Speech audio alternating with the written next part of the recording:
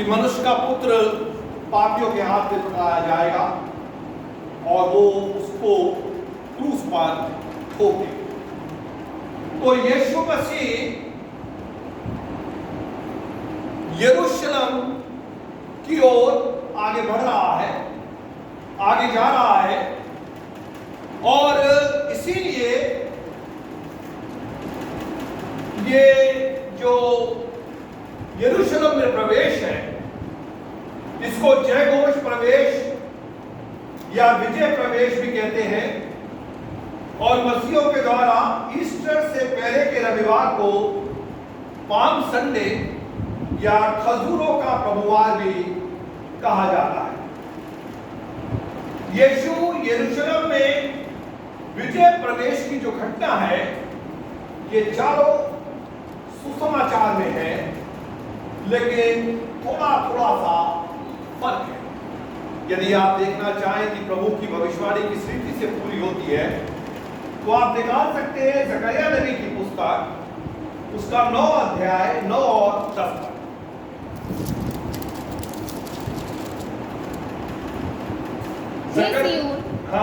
हे सिय्योन, बहुत ही मगन हो। हे यरूशलेम, जय जयकार कर, क्योंकि तेरा राजा तेरे पास आएगा। क्योंकि तेरा राजा तेरे पास आएगा, वह धर्मी, वो धर्मी और उद्धार पाया हुआ है। उद्धार पाया हुआ है।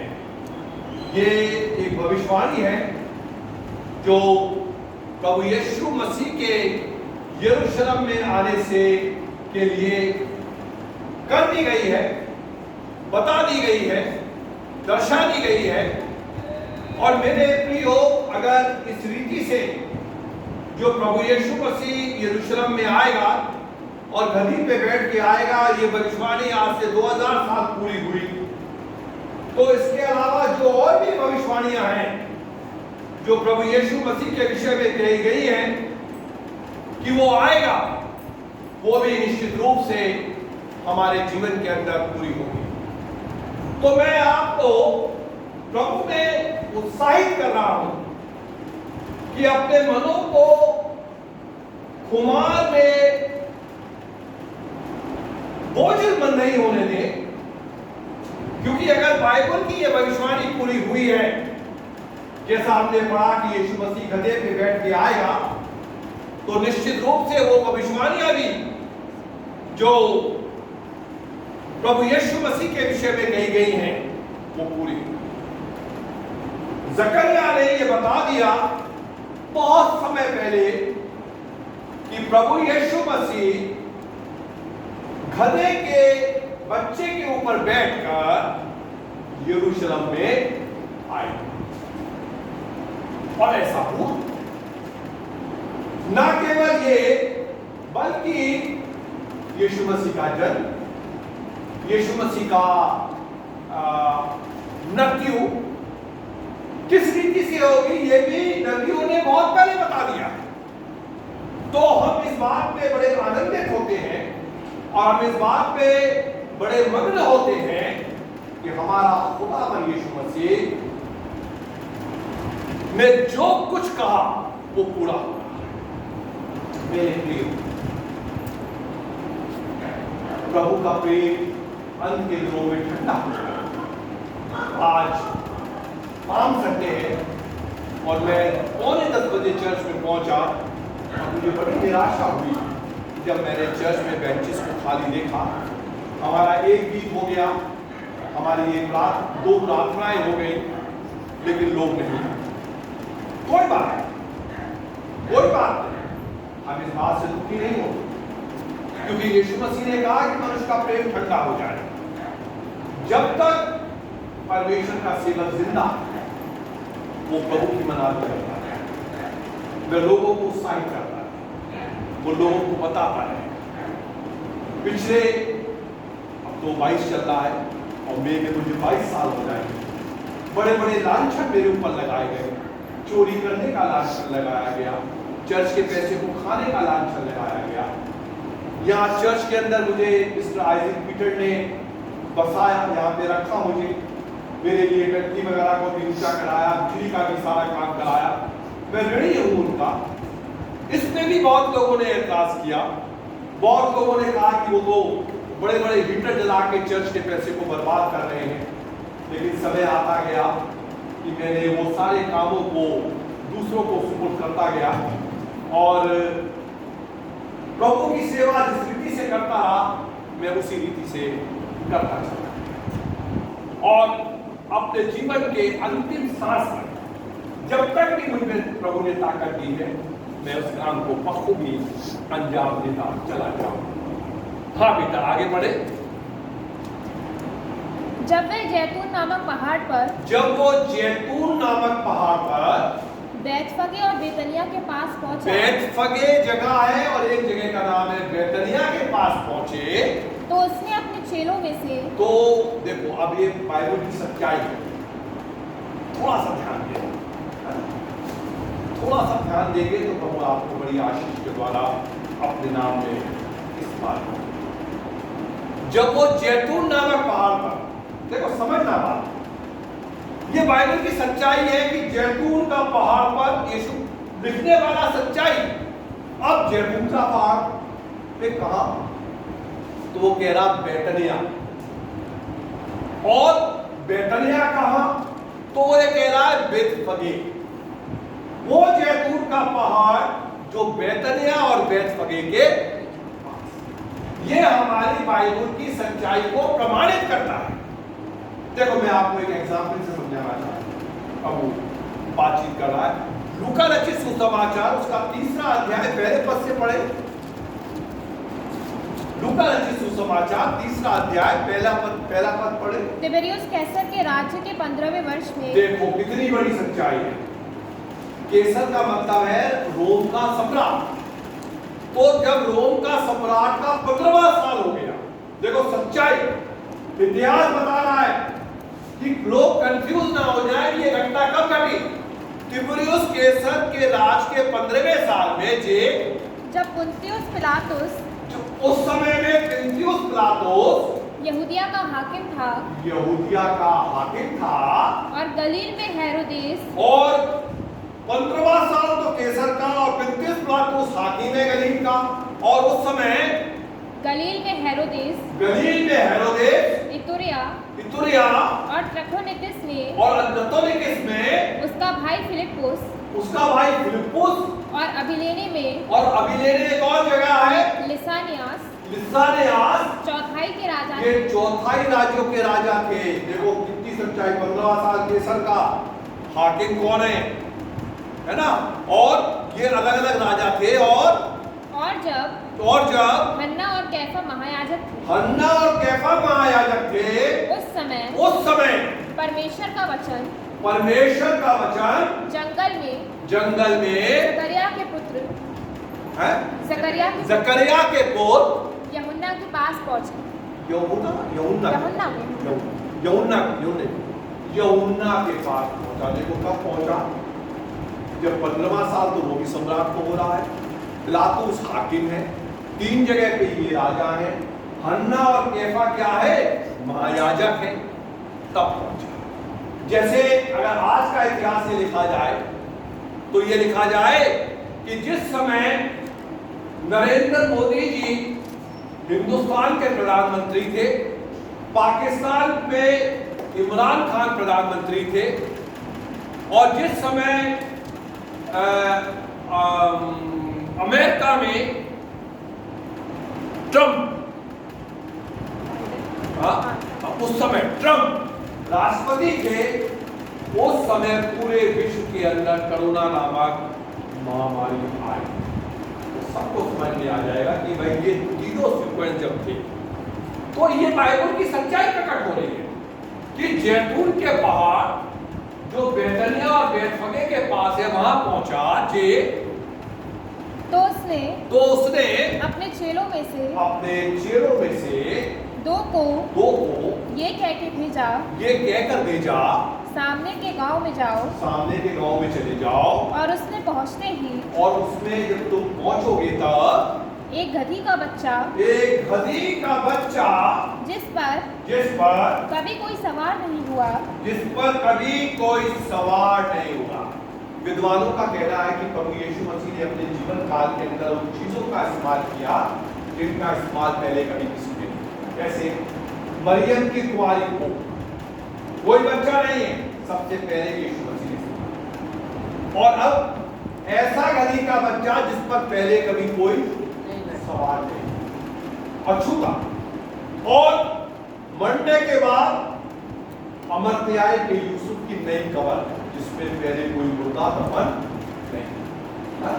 तो जिस पर पहले कोई सवार नहीं हुआ होगा, बंधा हुआ हाँ तुम्हें मिलेगा, बंधा हुआ तुम्हें मिलेगा, उसे खोलकर ले आओ, उसे खोल कर ले आओ, उसे खोल कर ले आओ। मेरा प्रभु यीशु मसीह और आपका प्रभु यीशु मसीह हर एक उन लोगों को जो अपने बंधनों में बंधे हुए हैं खोलना चाहिए, उनको आजाद करना चाहिए, उनको छुटकारा देना चाहता है। ये छुटकारे को ही रिडेम्पशन कहते हैं। छुटकारा मतलब हमारे पापों से छुटकारा, छुटकारा मतलब हमको मृत्यु से छुटकारा, कि हम अपनी आंखों को नरक के कुंड में ना खोलें बल्कि परमेश्वर के राज में। तो खुदावन यीशु मसीह ये कह रहा है कि उसे खोल दो। हम बंधनों में बने हुए लोग, मुझे आज सबसे बड़ी अच्छी खुशी इस बात की लगी कि हमारे चर्च के अंदर आज खजूर की डालियां हैं। ये बंधन है जो हमने सालों से बांध रखे ना, इन बंधनों को हमें तोड़ना है, इन बंधनों को हमें हटाना। यमुना रचित सुसमाचार 11 अध्याय उसका 43 और 44 पद पढ़े, 43 and 44 वर्स।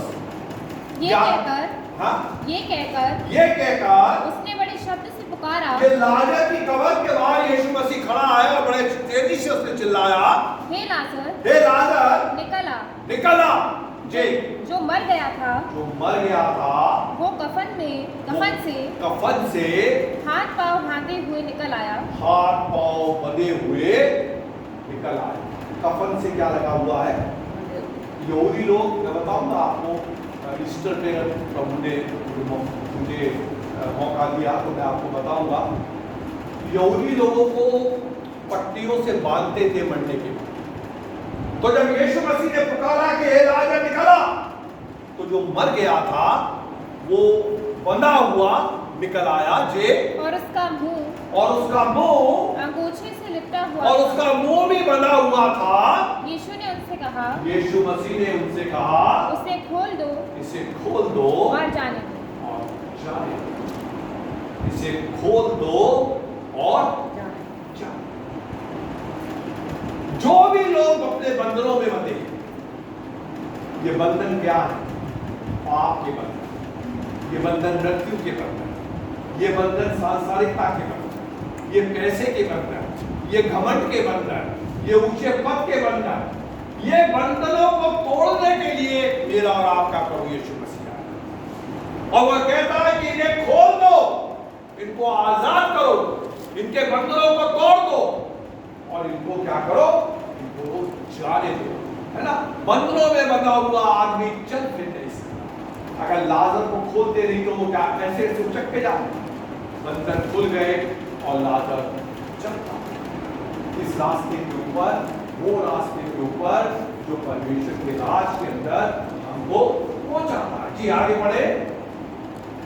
यदि कोई तुमसे पूछे कि क्यों खोलते हो, तो ये कह देना कि प्रभु को इसका प्रयोजन है, कि प्रभु को इसकी आवश्यकता है। किसकी आवश्यकता है? गधे के बच्चे की आवश्यकता किसको है? यीशु। इसी रीति से मेरे लिए, मैं ये तो नहीं कहूंगा कि मैं और आप गधे, अपने आप को तो कह सकता हूं लेकिन आपको कभी नहीं कहूंगा, लेकिन आपकी भी आवश्यकता करो। आपके कंधों पे कुछ जिम्मेदारियां लेने के लिए, आपके ऊपर कुछ रेस्पॉन्सिबिलिटी डालने के लिए, आपसे अपना कुछ काम लेने के लिए। आप बुद्धिमान हैं, आप गुणी हैं, और प्रभु ये चाहता है कि आपकी बुद्धि का इस्तेमाल चर्च के अंदर हो। आपकी अमूल्य जो योजनाएं हैं या आपकी जो सलाह है वो चर्च को मिले। आपको प्रभु आपकी प्रभु को आवश्यकता है। प्रभु चाहता है कि आप उसके पास आए। अगर कोई रोके टोके तो कह देना कि प्रभु को इसकी आवश्यकता है। मेरे प्रिय, इतने भी कम से कम लोग, लेकिन आप इस बारे में आनंद मनाएं कि आज आपको प्रभु की आवश्यकता है। किस क्षेत्र में आवश्यकता है मुझे, लेकिन प्रभु जानता है। परमेश्वर ने हर एक बंधन को कुछ ना कुछ टैलेंट देके भेजा है। यदि आप स्त्री हैं तो हो सकता है आपके द्वारा आपके पति का उद्धार परमेश्वर कराना चाहता है। यदि आप एक पति हैं तो आपके द्वारा आपकी पत्नी का उद्धार कराना चाहता है। यदि आप एक अच्छे धर्मी माता पिता हैं तो आपके द्वारा आपके बेटे और बेटियों का उद्धार प्रभु कराना चाहता है। आपके बुलाहट के पीछे परमेश्वर की क्या है, उसकी एक मर्जी है। आगे बढ़िए। जो भेजे गए थे उन्होंने जाकर जैसा उसने उनसे कहा था, जैसा यीशु मसीह को सारी चीजें मालूम।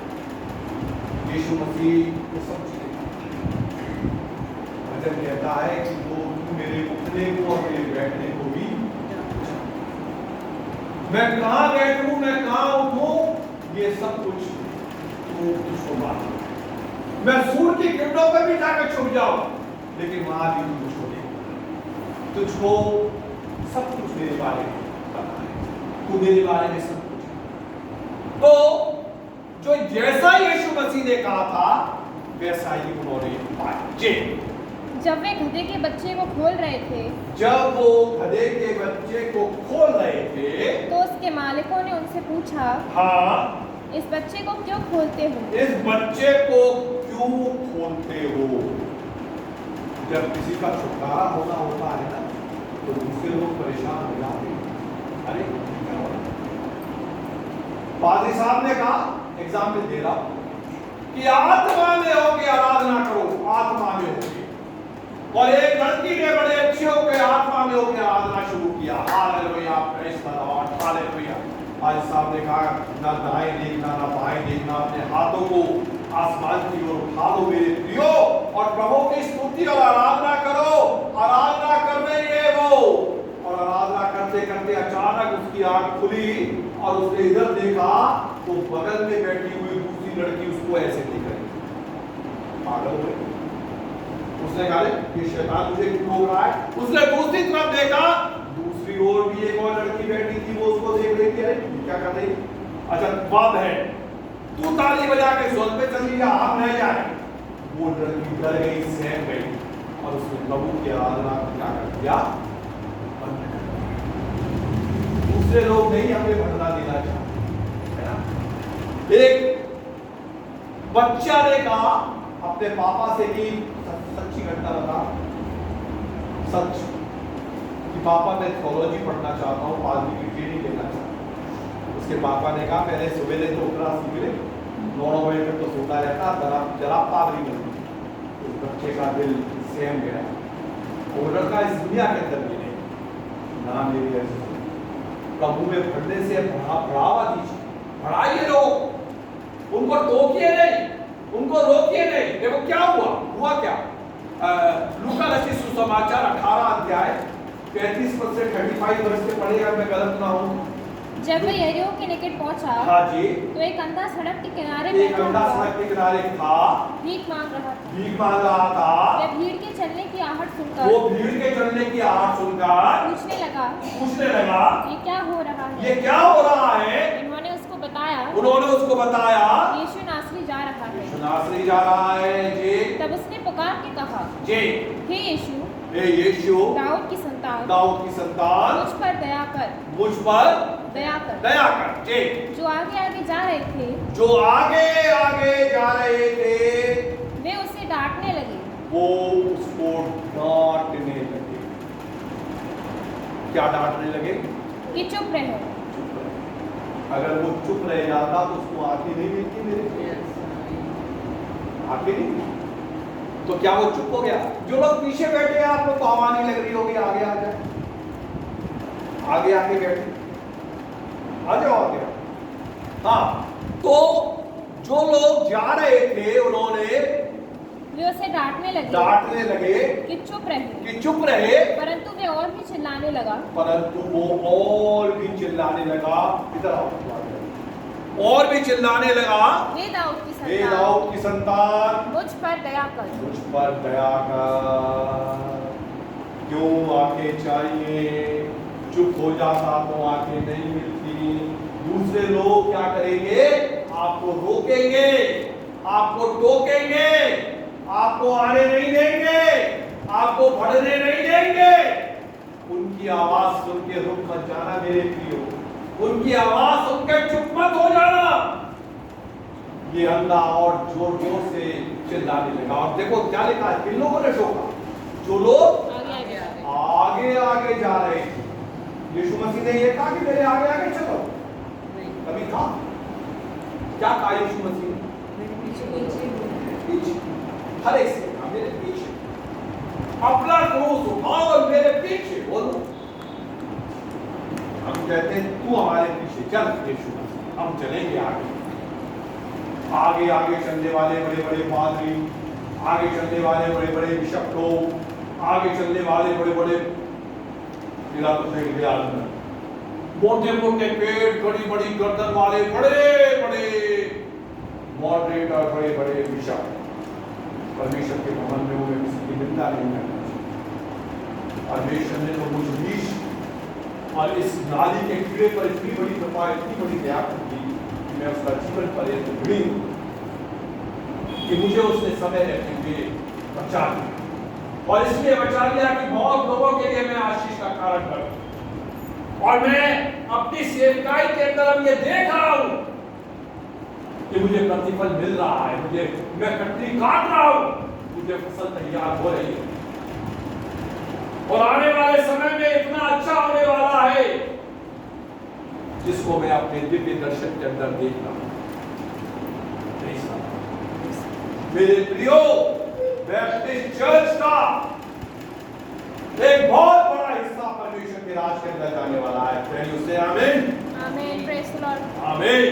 एक बहुत बड़ा हिस्सा परमेश्वर के राज के अंदर जाने वाला है, परमेश्वर के राज के लिए तैयार। तो उन्होंने, लोगों ने टोक दिया, लोगों ने रोक दिया, इसे क्यों बोल रहे हो? यीशु मसीह ने पहले ही कह दिया था, अगर कोई रोके और टोके तो कह देना खुदा इसकी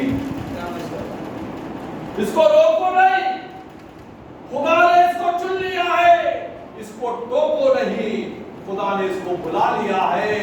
वो मेरे प्रियो, अपने अपराधों और पापों और गलती और गुनाहों के लिए क्यों रोते रहते हो? परमेश्वर कह रहा है कि मैं धर्मियों के लिए नहीं, पापियों के लिए। एल्बर्ट भाई साहब तो शराबियों के संग बैठते हैं, ये तो लांछन यीशु मसीह भी लगा कि यीशु मसीह महसूल लेने वाले टैक्स कलेक्टरों के साथ खाता पीता है। अरे जब तक उनके पास बैठोगे नहीं, प्रभु के प्रेम को बताओगे। प्रभु तो ये कह रहा है कि वो कह रहा है कि डॉक्टरों की आवश्यकता मरीजों को है, बीमारों को है, अच्छे लोगों के लिए डॉक्टर की जरूरत नहीं है। तो मेरे प्रियो, मैंने आपको बताया कि जैसा यीशु मसीह ने कहा था वैसा ही।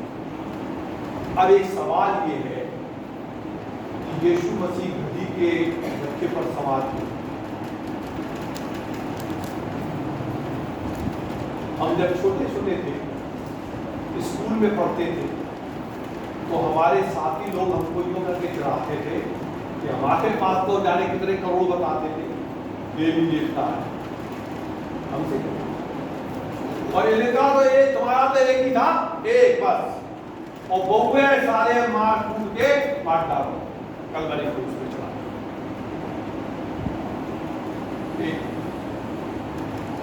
मार कूट तो दिया, तब तो हम जानते नहीं कि हम बता सके कि हाँ मारा तो था, लेकिन वो तो तीसरे दिन जिंदा हो गया था, हम नहीं बता पाए। हमें दुख है इस बात का कि हमें इतना युग नहीं बता पाए।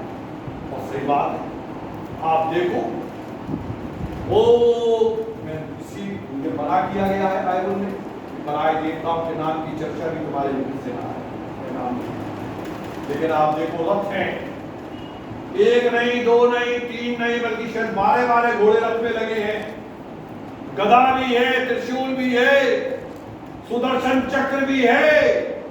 ऐसे देवी देवताओं को मैं देख रहा हूं, मैं पढ़ रहा हूं, और जब मैं कंपेयर करता हूं अपने परमेश्वर से, तो वो एक ही है, और वो भी कलवरी क्रूस के ऊपर ठोक के मार के। तो यीशु मसीह घोड़े पे सवार भी, आपको समय आता है तो बताऊंगा इसे, प्रभु मुझे जीवन देगा तो मैं आपको जरूर बताऊंगा। अब आ रहा है तो प्रभु यीशु मसीह गधे पे सवार हुआ। शोभा का बेटा व्यक्ति बड़ा छोटा था, और उसने मुझसे एक दिन एक सवाल कहा कि मामा ये गधे पे बैठ रहा यीशु मसीह का, अच्छा बड़ी शर्म से। मेरे प्रियो, गधा जो है ना वो शांति का प्रतीक। गधे को कभी देखा? चुपचाप खड़ा ही है, मैं ऐसे हिला लूंगे तो हिला ले, लेकिन दुर्गंधी बड़ी रोटी मारता, बहुत बुरा मारता, उछाल के फेंक देता। यीशु मसीह सवार हुआ गधे के ऊपर, क्रॉस बनी हुई। अभी गौर से देख लेना, एक काली पट्टी ऐसे बनी और एक काली पट्टी ऐसे, गधे के ऊपर क्रॉस। तो ये गधा कोई शर्म की बात नहीं। देखो मेरे साथ निकालो पहला सैमुएल, दूसरा सैमुएल 16 अध्याय 1 और 2 पर, दूसरा सैमुएल 16 अध्याय पहला और दूसरा। दाऊद छोटे पर से थोड़ी दूर बढ़ गया था कि मपीबोशेत का कर्मचारी सीबा एक जोड़ी जीन बांधे हुए गधों पर 200 रोटी, किशमिश की 100 टिकिया, धूपकाल के फल की 100 टिकिया, धूपकाल के फल की 100 टिकिया और कुप्पी भर दाखमधु लादे हुए उससे आ मिला। राजा ने अब दाऊद भटक रहा है जंगलों में, तो शिवा आ गया गधों के ऊपर ये सामान खाने पीने का लेके। जे राजा ने सीबा से पूछा, जे इनसे तेरा क्या प्रयोजन है? भैया काय के लिए लाया है, क्या है? सीबा ने कहा, गधे तो राजा के घराने की सवारी के लिए। काय के लिए है गधे? राजा के घराने की सवारी के लिए। जे और रोटी और धूपकाल के फल, और धूपकाल और रोटी और धूपकाल के फल जवानों के खाने के लिए, जवानों के खाने के लिए। तो गधे काय के लिए है? राजा के घरानों की सवारी। एक न्याय हुआ है यहाँ, देखो न्यायियों की पुस्तक 10 अध्याय 3 और 4 पर। उसके बाद गिलादी याईर उठा, वह 22 वर्ष तक इजराइल का न्याय करता रहा। वो इजराइल का न्याय 22 साल तक करता रहा। और उसके 30 पुत्र थे, जो गधियों के 30 बच्चों पर सवार हुआ करते थे,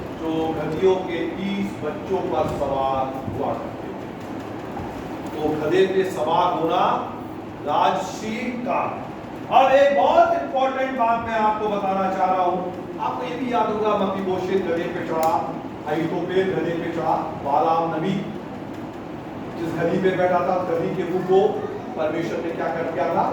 खोल दिया। तो गधा राष्ट्रीय पशु है, फिलिस्तीन देश है। अच्छा, अब अगर प्रभु यीशु मसीह गधी को ना बुलाता तो क्या? निर्गमन की पुस्तक उसका 13 अध्याय 12 और 13 पद,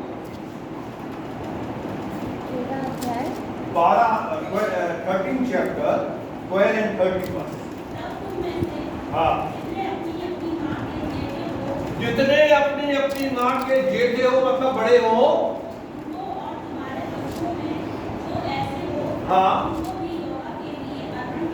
उनको यहोवा के लिए अर्पण कर देना जी।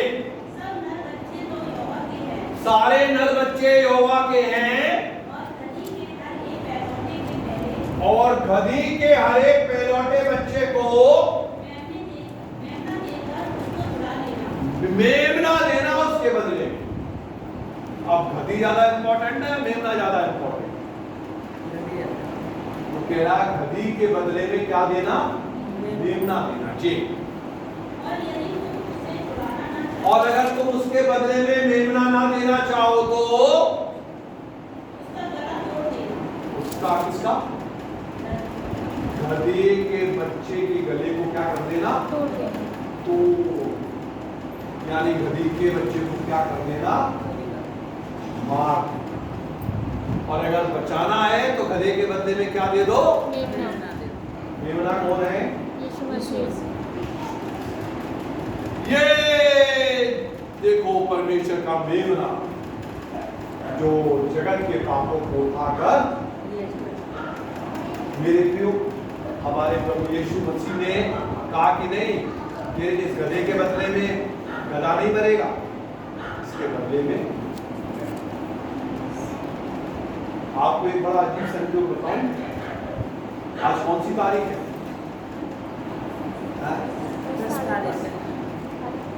आज कौन सी तारीख है? 10 तारीख। और देखो कितना बड़ा संयोग है।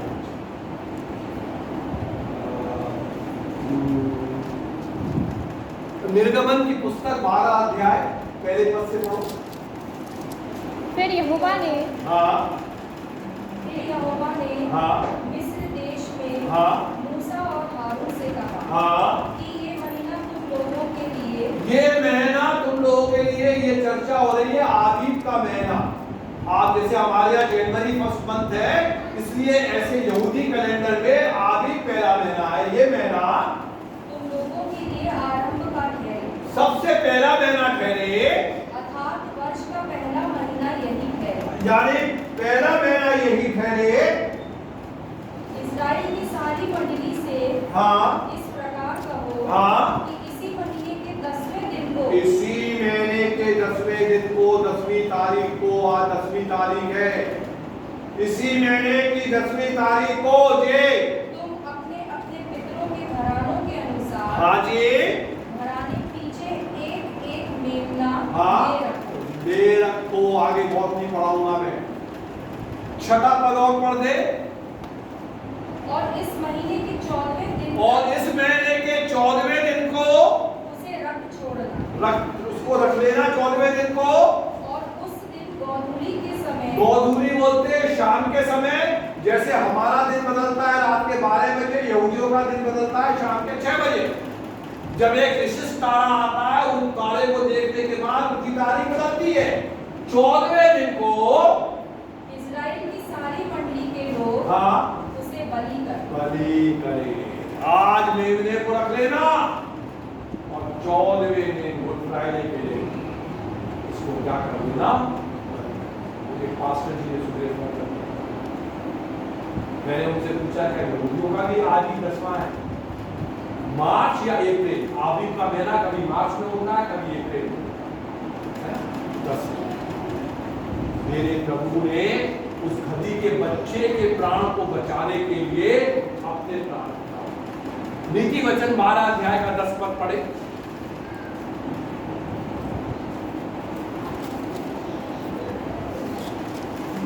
धर्मी अपने पशु के भी प्राण की सुधि रखता है, धर्मी अपने पशु के भी प्राण की सुधि रखता है, परंतु दुष्टों की दया भी निर्दयता है। परंतु दुष्टों की दया भी क्या है? निर्दयता।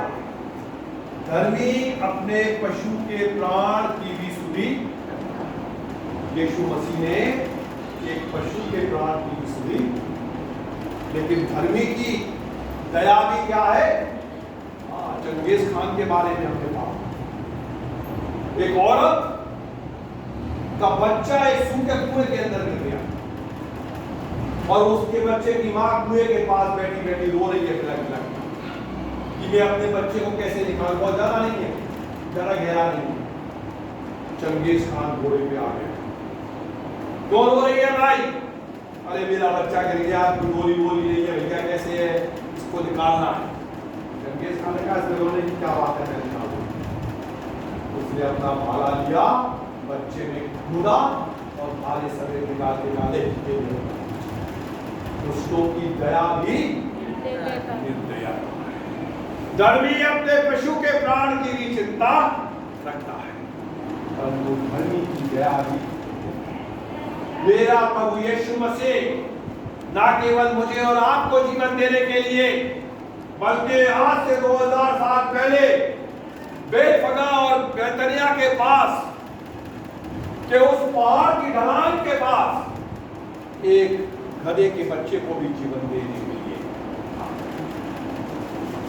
आगे बढ़िए। उन्होंने कहा, प्रभु को इसका प्रयोजन है। प्रभु को इसका प्रयोजन है। वे उसको यीशु के पास ले गए और अपने कपड़े उस बच्चे पर डालकर, और गधे के ऊपर लोगों ने अपने कपड़े डाल दिए, यीशु को उस पर बैठा दिया और यीशु मसीह को उसके ऊपर बिठा दिया।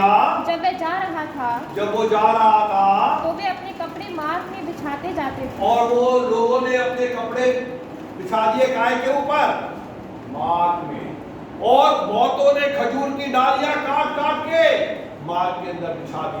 बहुतों ने खजूर की डालियां हाथों में ले ली, जय जयकार की होशन्ना के नारे लगा रहे हैं और चिल्ला रहे हैं और पुकार रहे हैं, परमेश्वर का नाम की स्तुति हो, परमेश्वर की जय जयकार हो। हाँ जी।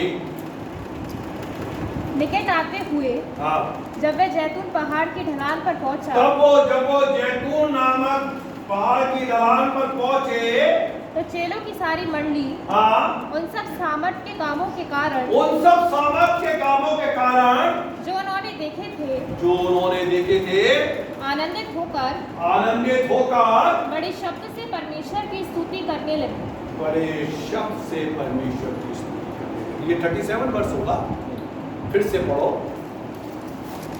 निकट आते हुए जब वे जैतून पहाड़ की ढलान के ऊपर, तो चेलों की सारी मंडली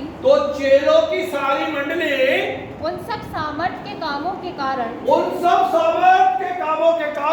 जो उन्होंने देखे थे, आनंदित होकर बड़े शब्द से परमेश्वर की स्तुति करने लगे। परमेश्वर की स्तुति क्यों करने लगे? सामर्थ्य। उन्होंने देखे, क्या सामर्थ्य काम देखे थे?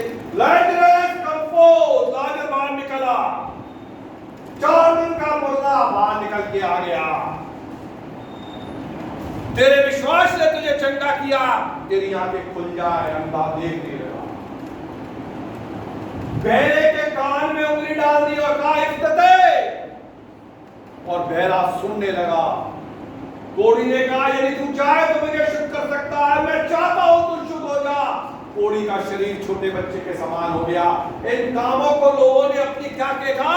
आंखों से देखा है, और इसको देखकर वो आनंदित होकर जय जयकार करते हैं। एक सवाल मैं आपसे पूछ रहा हूं, क्या आपने अपने जीवन काल में प्रभु की कोई सामर्थ का काम नहीं किया? और प्रतिदिन देखते हैं प्रोस्टेट पता नहीं कहां चले गए, फैटी लिवर पता नहीं कहां चला गया, कॉलर लगा रहे थे पता नहीं कहां चला गया, पता नहीं कितने सामर्थ के काम प्रतिदिन देखते हैं। प्रभु एक के बाद तकलीफ लाता जा रहा है और उससे मुक्ति भी देता जा रहा है।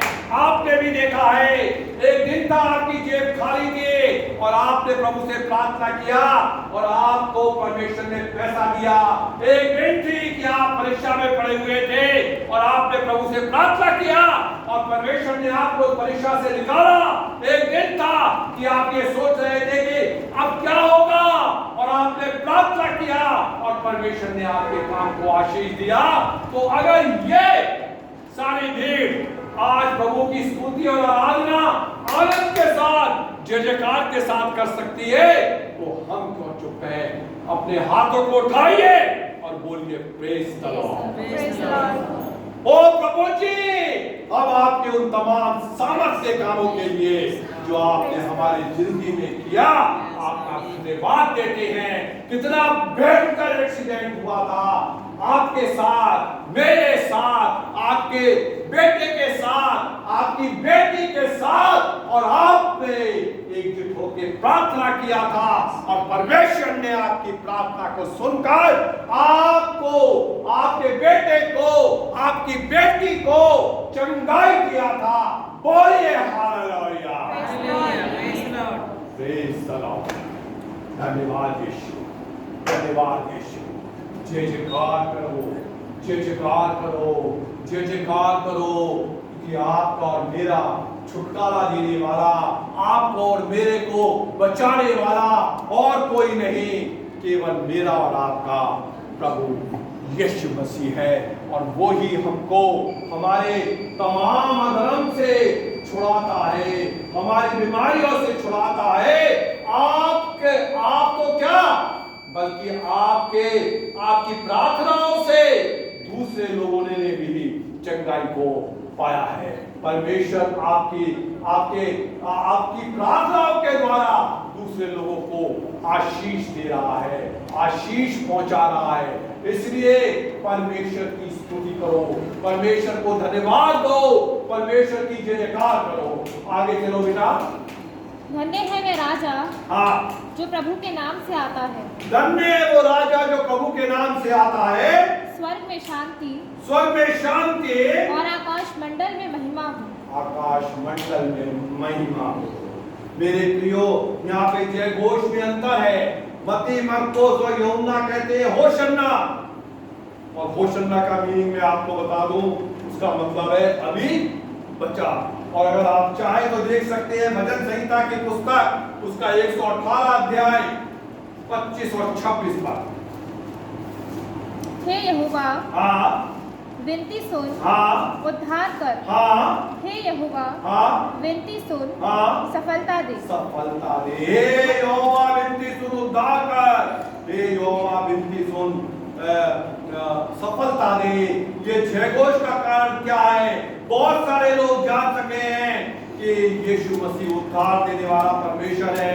बहुत सारे लोगों को ये बताया गया है कि यीशु मसीह चंगाई देने वाला परमेश्वर है, क्योंकि उसने लाजर को मुर्दों में से जिलाया है। बहुत सारे लोग जान चुके हैं कि यीशु ही मसीह है, क्योंकि मत्ती कहता है दाऊद की संतान, और यूहन्ना कहता है इस्राएल का राजा।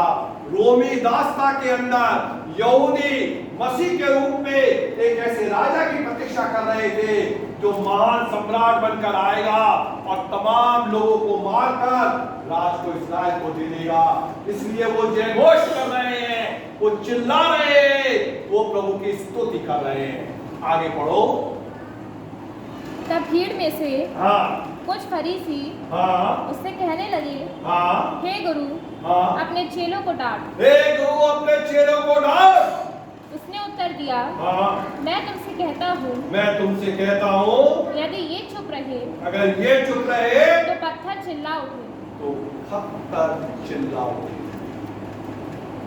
अगर आपने स्तुति नहीं करी, मैंने स्तुति नहीं करी, आपने स्तुति नहीं करी, तो प्रभु कहता है कि पत्थर मेरी स्तुति।